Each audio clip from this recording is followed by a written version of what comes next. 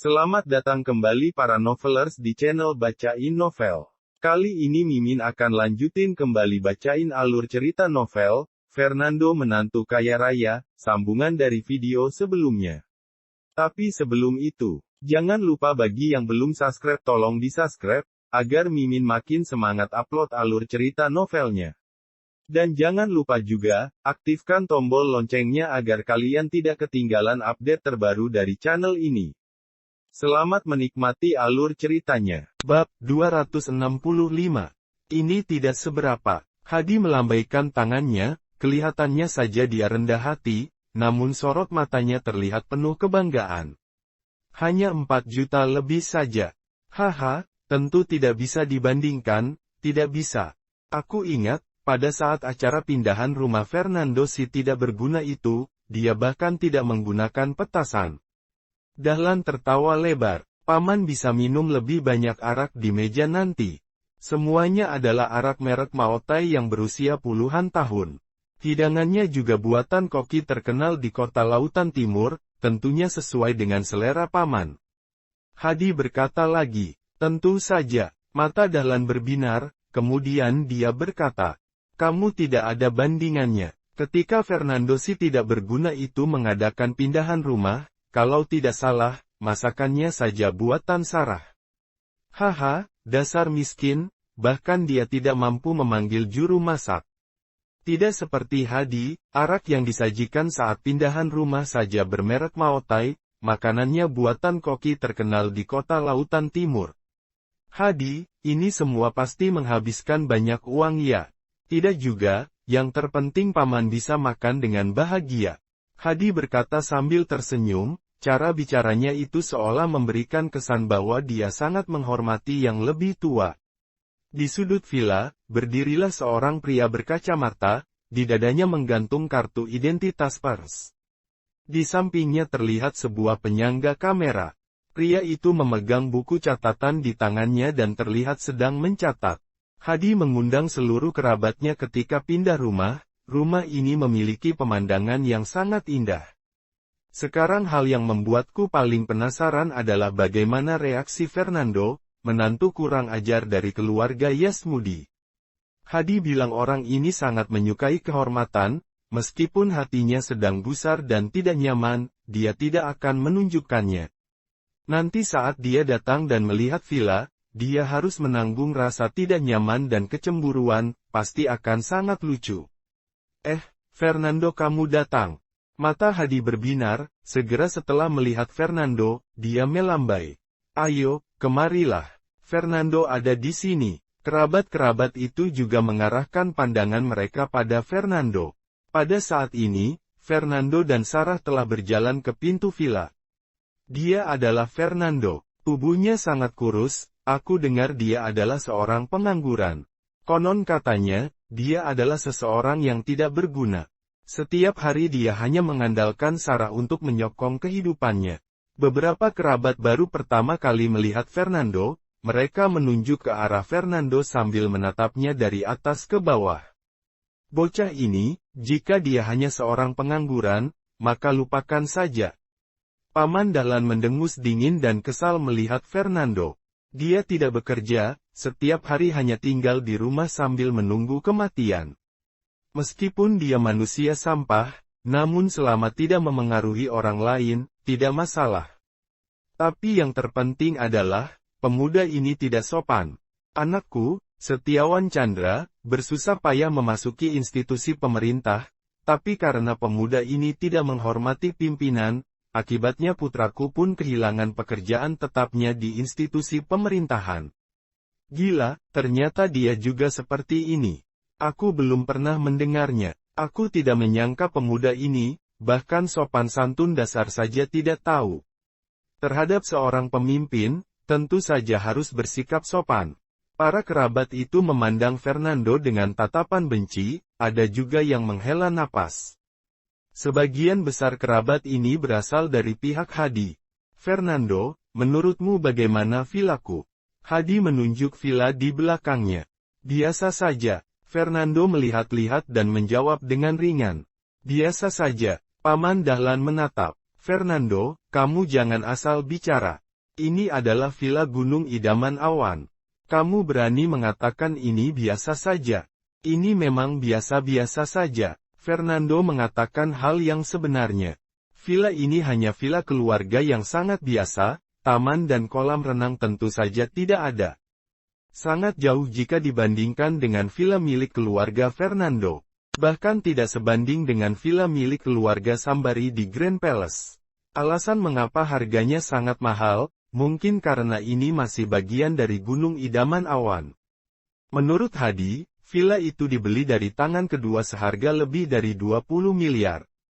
Haha, Fernando, kamu pasti menganggap dirimu orang kaya karena tinggal di villa sebesar itu kan? Paman Dahim mencibir. Jangan lupa, villamu hanyalah fasilitas yang diberikan oleh perusahaan Sarah. Bahkan kamu tidak memiliki hak milik, kamu hanya tinggal sementara saja di sana. Iya, Fernando, villa Kak Hadi ini memiliki sertifikat hak milik atas properti rumah. Setiawan berkata meremehkan sambil melirik ke arah Fernando. Mungkin saja suatu hari nanti kamu akan diusir dari villa. Ketika sudah hidup di villa, sikap Fernando sudah berubah, dia sudah lupa identitasnya sebagai seorang pecundang. Dia mengatakan bahwa villa Hadi biasa saja, jika Fernando tidak bertumpu pada martabat Sarah, apakah dia akan memiliki hak tinggal di villa? Para kerabat itu menunjuk-nunjuk Fernando. Sebelum mengolok-olok diriku, coba lihat dulu rumah kalian seperti apa. Fernando melirik para kerabat tersebut. Orang yang tidak bisa memiliki memang bisanya suka mengolok-olok, villa milikku adalah villa terbaik di Gunung Idaman Awan. Jika dibandingkan dengan villa Hadi, tentu saja villa Hadi ini biasa-biasa saja. Apa yang aku katakan salah? Selain itu, sebagian besar dari kalian tinggal di perumahan bobrok di mana kalian harus naik tangga. Selain itu, beberapa dari kalian hidup di rumah yang terbuat dari tanah liat. Punya hak apa kalian untuk mengataiku? Perkataan ini membuat ekspresi para kerabat berubah, mereka tidak tahu harus menjawab apa. Memang mereka sedikit cemburu dengan villa Fernando, jadi mereka mengolok-oloknya. Dasar manusia tidak berguna, apa dia layak tinggal di villa? Saat memikirkan hal tersebut, hati mereka dipenuhi dengan rasa kesal dan iri. Namun nasib Fernando sungguh baik sampai bisa tinggal di villa, hal tersebut membuat para kerabat irinya bukan main, namun mereka tidak bisa melakukan apapun. Selain itu, kalian juga mengatakan aku tidak berguna. Haha. Aku memang tidak berguna, lalu kalian mau apa? Fernando menyeringai lagi. Aku tidak berguna, namun istriku hebat, dan itu sudah cukup. Dia adalah kepala proyek daerah miskin, pendapatan tahunannya seorang diri setara dengan berkali lipat pendapatan tahunan kalian seluruh keluarga. Bagaimanapun, keluarga kami lebih kaya dari kalian. Hak apa yang kalian miliki untuk menunjuk-nunjuk aku? Mendengar ini, wajah para kerabat menjadi marah sehingga mereka menggertakkan gigi. Menjijikan, dasar orang tidak berguna, baru begitu saja sudah bangga sekali. Astaga, membuatku kesal setengah mati. Orang tidak berguna seperti ini benar-benar beruntung sampai bisa memiliki istri sebaik Sarah. Semua orang menggertakkan gigi. Kemudian bas lain datang. Pintu terbuka. Tampak Tazudin dan Yatin turun dari kendaraan, diikuti oleh seorang perempuan. Gadis itu berpenampilan sangat cantik dan agak mirip dengan Sarah. Ini adalah adik ipar Fernando, Jaina. Dia memegang tongkat selfie di tangannya sambil melambai ke layar.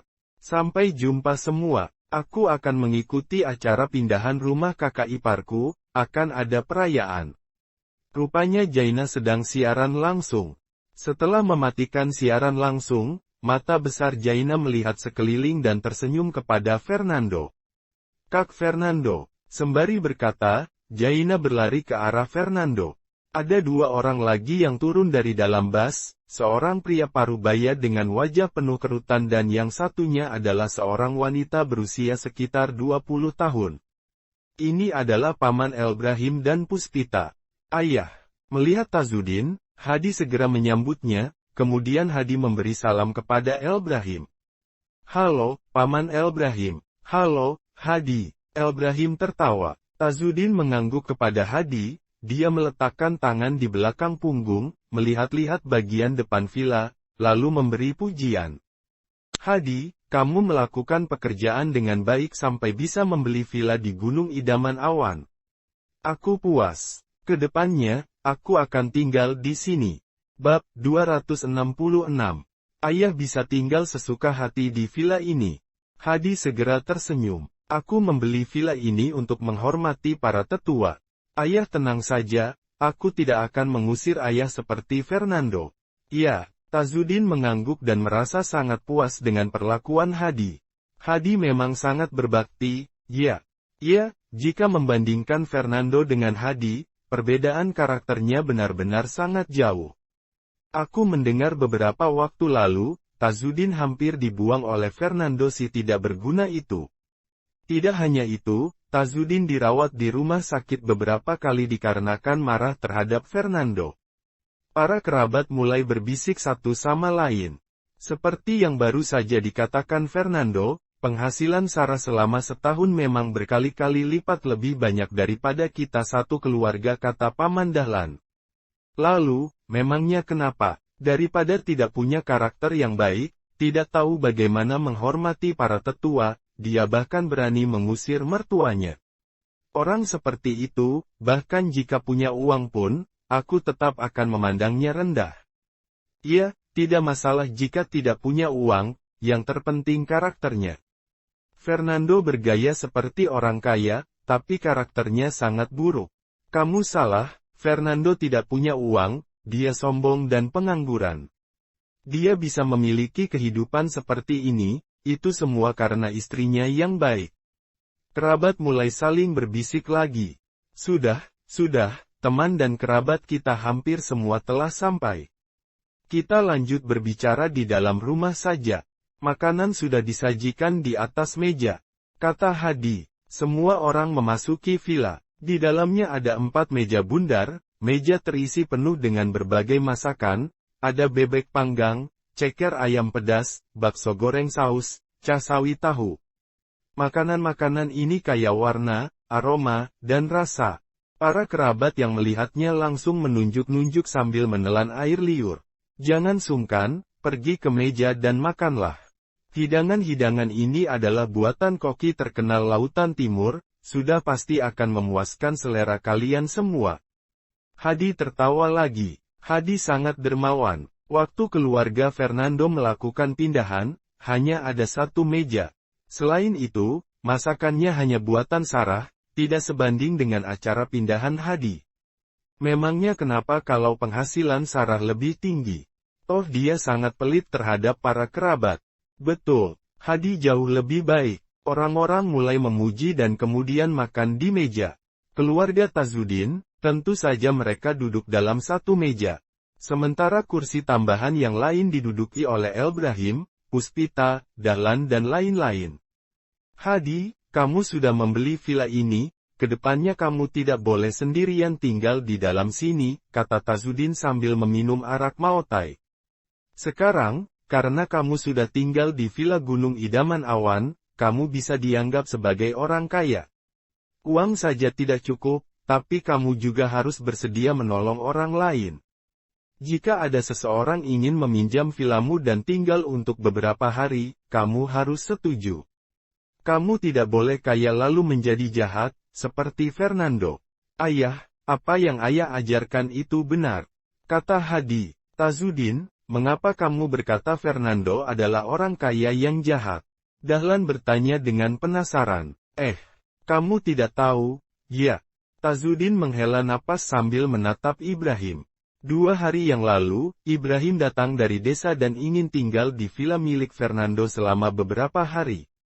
Aku tidak menyangka Fernando malah memukul pamannya dan bahkan mengancamnya.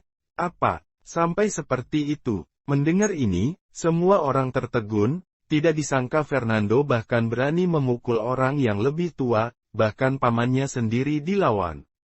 Fernando, kamu ternyata berani melakukan ini. Dahlan menatap Fernando. Apakah kamu tahu, betapa buruknya perilakumu? Kamu memukul orang tua. Oh, lalu, Fernando memutar mata dan malas untuk berurusan dengan Dahlan. Kamu masih berani menjawabku. Dahlan sangat marah sehingga dia terengah-engah, kemudian dia menatap Tazudin lagi. Tazudin, kamu adalah kepala keluarga, urus si tidak berguna ini. Mengurus? Bagaimana aku bisa mengurusnya? Tazudin menjawab. Sekarang dia tinggal di villa, merasa sangat hebat dan keras kepala. Sejak awal dia tidak akan mendengarkan kata-kataku, aku tidak bisa mengendalikannya. Dan kelak, aku tidak akan peduli lagi padanya. Karena aku akan pindah ke villa keluarga Hadi. Aku sudah bosan hidup di villa Fernando. Melihatnya saja sudah membuat pusing. Oh, iya, Hadi, Paman Elbrahim dan Puspita tinggal di rumah lamaku beberapa hari ini. Kamu tahu sendiri lingkungan di sana tidak begitu bagus. Tazudin berkata lagi, karena kamu sudah membeli villa, jadi biarkan Paman Ibrahim dan Puspita tinggal di sini untuk sementara waktu. Ayah, ini masalah kecil, di villa kita ada kamar kosong lebih. Tinggallah selama kalian mau, Hadi segera berkata dengan bermurah hati. Hadi, terima kasih. Mata Ibrahim terlihat berkilau. Terima kasih, Kak Hadi. Puspita juga tersenyum diikuti dengan lirikan aneh kepada Fernando. Dasar manusia tidak berguna. Jika tidak tinggal di villamu, aku masih bisa tinggal di villa lain. Lagi pula villa ini adalah villa yang Kak Hadi beli sendiri lengkap dengan sertifikatnya. Sedangkan villamu hanyalah milik perusahaan, mungkin suatu hari nanti kamu akan ditendang keluar. Hadi memang membanggakan. Tidak satu level dengan Fernando. Iya, kesenjangan karakter mereka terlalu besar. Para kerabat memandang Fernando dan mengejek Fernando lagi. Sudah, jangan membicarakan Fernando. Cepat makan, jangan sampai orang seperti ini merusak suasana hati kita, jawab Yana. Apa kalian masih belum tahu juga dia itu orangnya seperti apa? Saat ini, Yana tersenyum dengan sangat bahagia. Perlakuan para kerabat kepada Hadi dan kepada Fernando sangat berbeda. Hal ini membuat Yana merasa sangat terhormat. Iya, ayo makan. Jangan membicarakan si tidak berguna itu. Hadi, ayo sini dan minumlah bersamaku. Semua orang terlihat sedang makan. Jaina, kamu telah kembali ke rumah selama beberapa waktu, apakah kamu telah mencari pekerjaan akhir-akhir ini? Dahlan menyesap anggur dan bertanya. Tidak. Akhir-akhir ini saya berada di rumah. Jaina menggelengkan kepalanya. Di rumah? Mana bisa begitu? Jangan belajar dari Fernando yang kerjanya hanya menganggur ya. Dahlan mengerutkan kening. Hei, Paman, bagaimana mungkin kamu membandingkan putriku dengan Fernando si tidak berguna? Yatin merasa sangat tidak puas. Bagaimanapun juga, putriku baru pulang, dia adalah siswa internasional, bahkan meskipun hanya di rumah, dia bisa menghasilkan uang. Kamu bisa menghasilkan uang walaupun di rumah. Bagaimana caranya? Dahlan tertarik. Sekarang adalah era internet, banyak pekerjaan yang bisa menghasilkan uang tanpa harus keluar rumah. Yatin tertawa. Baru-baru ini, Jaina telah bekerja sebagai penyiar di rumah. Penyiar. Dahlan memang sudah tua dan belum pernah mendengar tentang pekerjaan itu. Apa itu? Paman, penyiar bekerja di internet, mereka melakukan siaran langsung, bernyanyi, mengobrol, dan lain-lain. Mereka mengandalkan penggemar untuk mendapatkan uang, Hadi menjelaskan. Ini juga profesi baru. Pekerjaan itu pasti memiliki tekanan yang besar. Dahlan berpikir, kemudian berkata. Lagi pula, cara mendapatkan uangnya sangat mudah, persaingannya pasti besar. Iya, platform siaran langsung memang besar, ada puluhan ribu penyiar, tetapi yang bisa menghasilkan uang dengan cara ini bahkan tidak sampai 1/1000 dari keseluruhan penyiar, jelas Yatin. Tapi putriku sangat berbakat dan cantik. Baru beberapa hari melakukan siaran langsung, dia sudah diberi uang 2 miliar oleh orang kaya. Bersambung ke bab 267. Terima kasih sudah setia di channel ini. Sampai jumpa pada bab selanjutnya.